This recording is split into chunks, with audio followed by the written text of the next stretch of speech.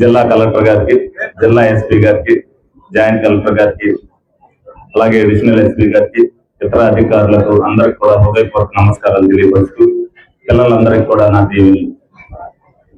ఈరోజు ఏదైతే ప్రతి సంవత్సరం కూడా అంతర్జాతీయ డ్రగ్స్ నిర్మూలన దినోత్సవం చేస్తారు, మనం కూడా మరి ఏలూరు నియోజకవర్గంలో చేసుకుంటున్నందుకు మనం కూడా చాలా సంతోషంగా ఉంది.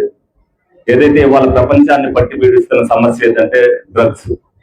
యువత అంతా కూడా ఏదైతే చాలా మంది డ్రగ్స్ కి బానిసలై అనేక ఇబ్బందులు పడుతూ జీవితాలను కోల్పోతున్నారు. సమాజం ఇవాళ పాడైపోతుందంటే కారణం దానికి డ్రగ్సే. రేపు భవిష్యత్తు బాగుండాలి అంటే దీన్ని తొదముట్టించవలసిన బాధ్యత ప్రతి ఒక్కరు కూడా తీసుకోవాలి.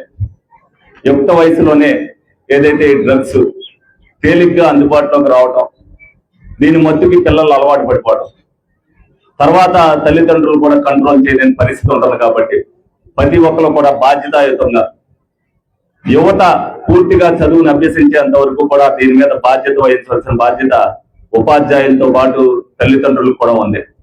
ఒక్కసారి దీనికి ఏదైతే ఎడిక్ట్ అయ్యారో తర్వాత దీంట్లో మనం బయటికి తీసుకురావాలంటే కుదిరే పరిస్థితి కాదు. కౌన్సిలింగ్ సెంటర్లు ఉన్నప్పటికీ కూడా చదువులో వాళ్ళు నిర్వీర్యం అయిపోతారు. చదువు చదవాలి అని అంటే వాళ్ళు దాంట్లో అయ్యే పరిస్థితి లేదు. మనకి ఈ రోజున ఆంధ్రప్రదేశ్ లో మరి అన్ని కూడా టీములు పెట్టి ఎట్టి పరిస్థితుల్లో కూడా గంజాయి సాగు లేకోకుండా మరి చేయటానికి ప్రభుత్వం కానీ పోలీసు వ్యవస్థ కానీ చాలా బాగా పనిచేస్తున్నారు. ఇదివరకు రోజుల్లో చాలా ఎక్కువ ఏ సందులో చూసినా కూడా గంజాయి ఏలూరులో దొరుకుతుండేది. దాన్ని మన ఎస్పీ గారు వచ్చిన తర్వాత చాలా మటుకు 90% ఇప్పటికే కంట్రోల్ అయింది.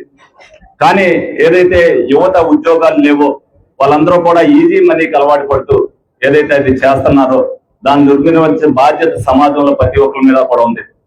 కొంతమంది ఏదైతే కుర్రగాళ్ళని కొంతమంది పోషిస్తూ, కొంతమంది వాళ్ళు డబ్బులు పెట్టుబడి వాళ్ళకి పెడుతూ వాళ్ళని కూడా చేస్తున్నారని నా నోటీసులోకి వచ్చింది. తప్పనిసరిగా వాళ్ళ మీద చర్య తీసుకునే దిశగా మనం కూడా ఎస్పీ గారికి కొన్ని పేర్లు ఇవ్వడం జరిగింది. వాళ్ళ మీద కూడా నిఘా పెట్టి ఎట్టి పరిస్థితుల్లో కూడా గంజాయికి తీసుకొచ్చి ఇక్కడ ఎవరైతే అమ్మటానికి పెట్టుబడులు పెడుతున్నారో వాళ్ళ మీద కూడా కేసులు పెట్టవలసిన బాధ్యత మనందరి మీద కూడా ఉంది. ఏదున్నప్పటికీ కూడా ఇమీడియట్ గా మనం ఏదైతే నెంబర్ అనుకుంటున్నామో 1972కి ఇమీడియట్ గా చిన్న అనుమానం వచ్చినా సరే మీరందరూ కూడా కాల్ చేయవలసిన బాధ్యత ప్రతి ఒక్కరు కూడా తీసుకోవాలి. మనం మళ్ళీ భవిష్యత్తు బాగుండాలి అని అంటే, ప్రపంచం అంతా బాగుండాలి అంటే